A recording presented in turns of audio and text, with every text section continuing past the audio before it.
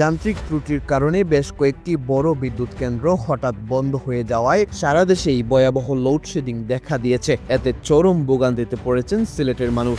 মঙ্গলবার 9 সেপ্টেম্বর সন্ধ্যা থেকে নগরের অধিকাংশ এলাকা বিদ্যুৎবিহীন হয়ে পড়ে। তীব্র গরমে নগরবাসীর দুর্ভোগ চরমে পৌঁছেছে। পিডিবির সিলেট জানায়, সিলেট নগরের বিদ্যুতের চাহিদা 40 মেগাওয়াটেরও বেশি, কিন্তু জাতীয় গ্রিড থেকে সরবরাহ মিলছে মাত্র 25.30 মেগাওয়াট। এর মধ্যে আম্বখানা সাব স্টেশনে দেওয়া হয়েছে 13 মেগাওয়াট, শেখঘাটে 9 মেগাওয়াট এবং লাক্কাথুরায় মাত্র 3.3 মেগাওয়াট বিদ্যুৎ। সিলেট বিদ্যুৎ উন্নয়ন বোর্ডের বিক্রয় ও বিতরণ বিভাগ 2 এর নির্বাহী প্রকৌশলী শামসী আরিফিন বলেন, জাতীয় গ্রিড থেকে সরবরাহ কম থাকায় নগরবাসীর চাহিদা অনুযায়ী বিদ্যুৎ দেওয়া সম্ভব হচ্ছে না। এটি কতদিন থাকবে তা নির্দিষ্টভাবে বলা যাচ্ছে না, তবে জাতীয় গ্রিডে পর্যাপ্ত সরবরাহ পাওয়া গেলে পরিস্থিতি স্বাভাবিক হবে। এদিকে মঙ্গলবার সন্ধ্যায় এক বার্তায় বাংলাদেশ বিদ্যুৎ উন্নয়ন বোর্ড জানিয়েছে, এ পরিস্থিতি সাময়িক এবং আগামী 2-3 দিনের মধ্যে উন্নতি হবে বলে আশা করা যাচ্ছে। বার্তায় বলা হয়, বেশ কয়েকটি বড় বিদ্যুৎ কেন্দ্র যান্ত্রিক ত্রুটিজনিত কারণে হঠাৎ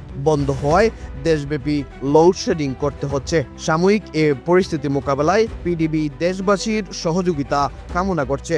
আকমাম হোসাইন, ইউবিএল টিভি।